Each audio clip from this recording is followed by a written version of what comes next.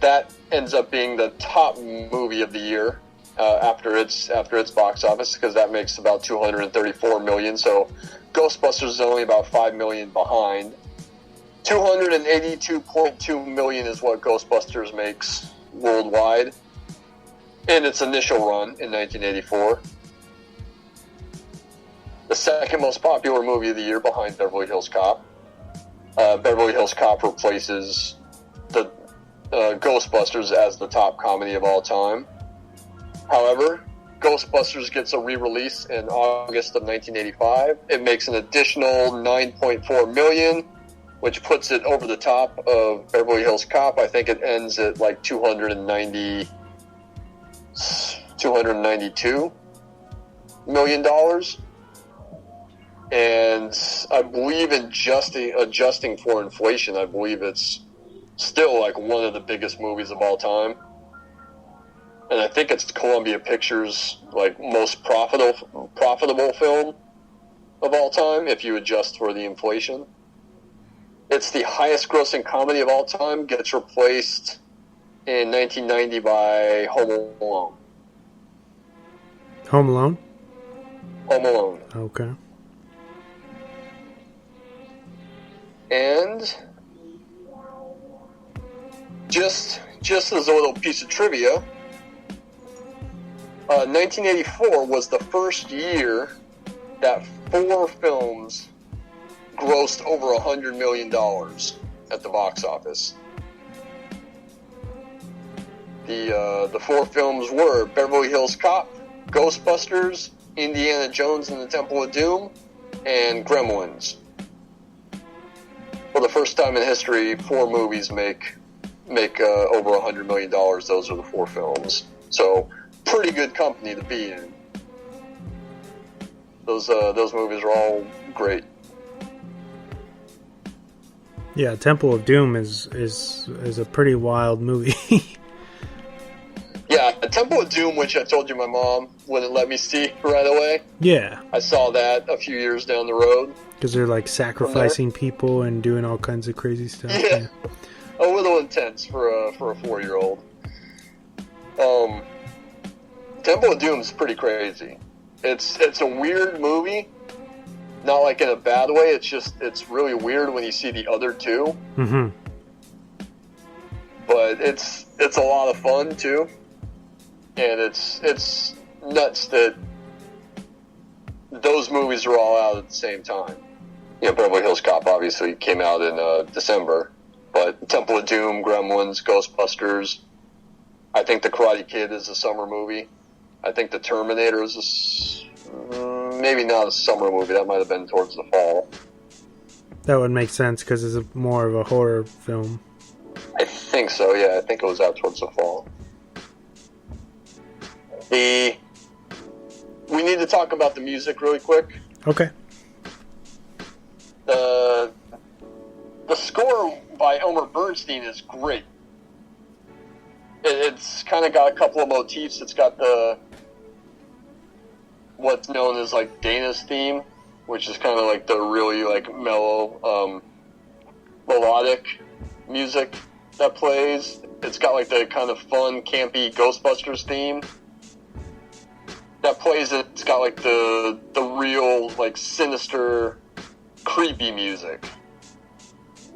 And unfortunately, like a lot of his score gets ditched in the film in lieu of, you know, pop songs. Because there's a lot of songs in the soundtrack. And the songs are great, don't get me wrong. I love Saving the Day, which is the song that's playing as they're headed to the apartment building during the climax. Mm-hmm. I love that song. But I do think that Bernstein's score got kind of shortchanged. And then you obviously have the very famous Ghostbusters theme, which was written by Ray Parker Jr.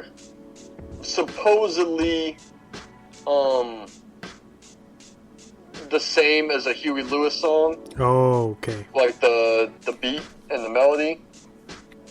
Huey Lewis and the News were asked to write the title song or the theme song for the film. You know, they did the next year they would do The Power of Love for Back to the Future. Back to the Future. So they're asked to do the theme song. They turned it down. Columbia asked Ray Parker Jr. to do it. Ray Parker Jr. kind of had some trouble figuring out the song, and then kind of approached it as like an advertising jingle, because he had seen the commercial and kind of got like the jingle method stuck in his head. So he's like, okay, I'll write it as a jingle. So that's one of the Ghostbusters Who Are You Gonna Call comes from. Well, the song is huge. You know, that's on like the Billboard charts for like 21 weeks. I think it's at number 1 for like 3 weeks. It plays in the very beginning. I don't think the song plays. The music plays in the very beginning, but you hear it. You hear it play during the montage when they're famous. You hear it play at the very end,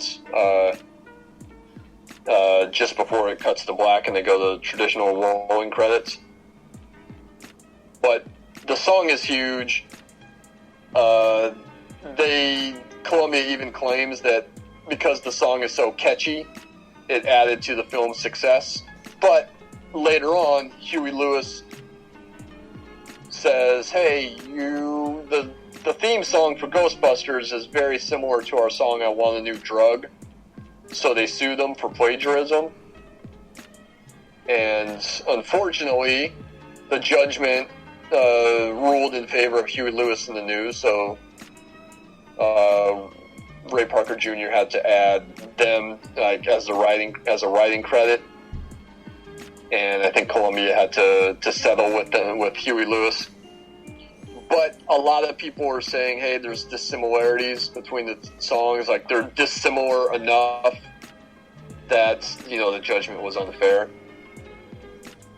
And if you listen to the two songs together, like, they don't really sound that similar. So you don't agree then? I don't agree that Huey Lewis had any right to sue them. But songwriting stuff is very tricky sometimes. It's kind of like, you know, how many times or how many different ways can you do something? You know, just because someone has, you know, this piano in the song and you had a piano in the song doesn't mean that they're the exact same song. Yeah. It's kind of like what happened with the dispute between Vanilla Ice and I think it was Queen, right? I think Vanilla Ice claims that he changed it just enough. He added some extra, like an extra beat or something. Beat or two.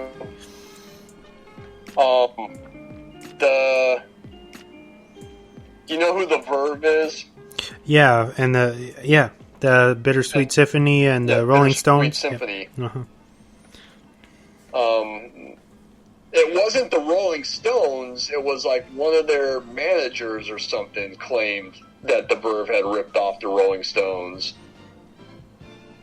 And, you know, they ended up having to pay that, and the Verve had to credit Mick Jagger and Keith Richards on the Bittersweet Symphony song. So the way I heard it, and this could totally be fabricated by someone, but I thought the Verve asked them if they could, like, for permission to sample whatever song, and they said no, or whoever said no. And then the Verve did it anyway, and then they sued him. But like I'll have to go back and read. I thought that I had read that it was really one of the managers that was having the dispute with them. It wasn't Mick Jagger or Keith Richards. But I could be wrong. As I could be too, so we'll have to find that out. Yeah, I have to look that up. But it doesn't matter. They settled that dispute. You know, the song, the Ghostbusters song, the theme is huge. and kind of is one of those enduring legacies with the film. Ghostbusters nominated for 2 Academy Awards for Best Original Song and Best Visual Effects. Unfortunately, it loses both of those awards. It loses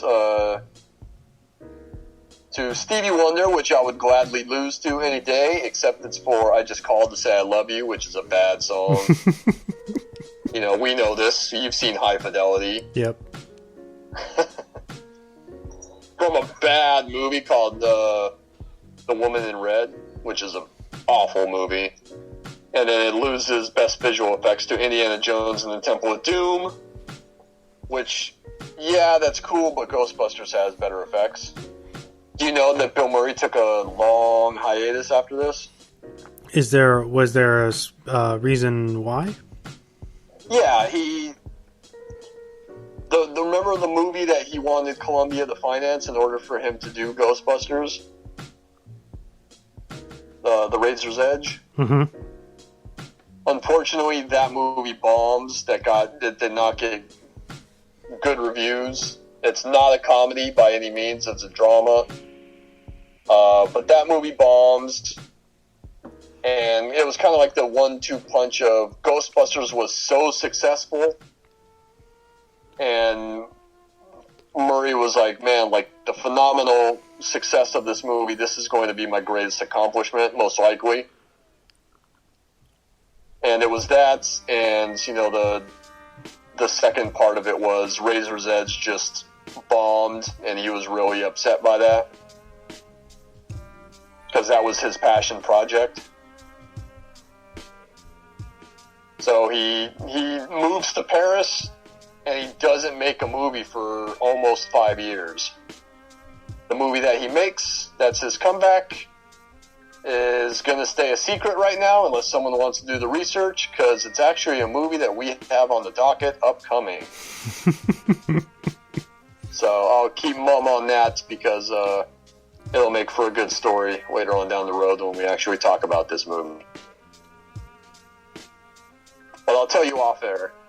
Okay. Well, what movie it is and how we need to talk about that, because that's got like a crazy story and crazy creative team behind it too.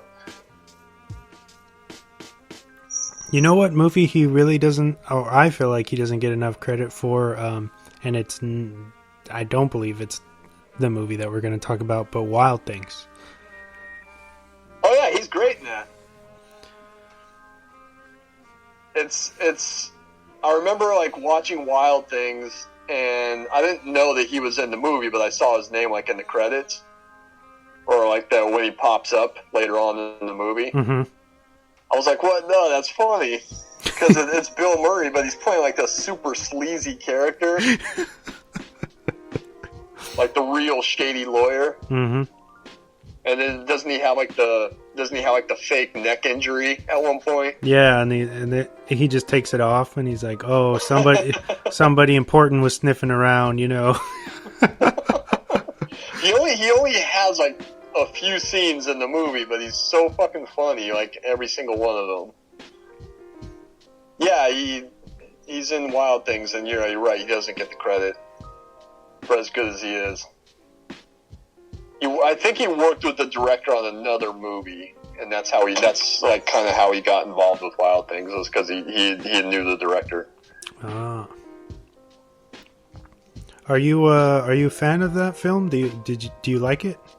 Yeah, I like Wild Things a lot. Cool. For more than the obvious reason, as someone you and I know very well would try to claim. Yeah. No, it's a really good twisty noir. Yeah, it is. And I kind of like that at the end of the movie, it kind of goes back and fills in some of the gaps for you. Mm-hmm. I like it a lot. Kevin Bacon's really good in it. That's another film that has a very iconic score. I love that score. Who does it? George S. Clinton. Oh, okay. Yeah, he's done a lot of scores for other movies too. Oh, and I watched Pen 15.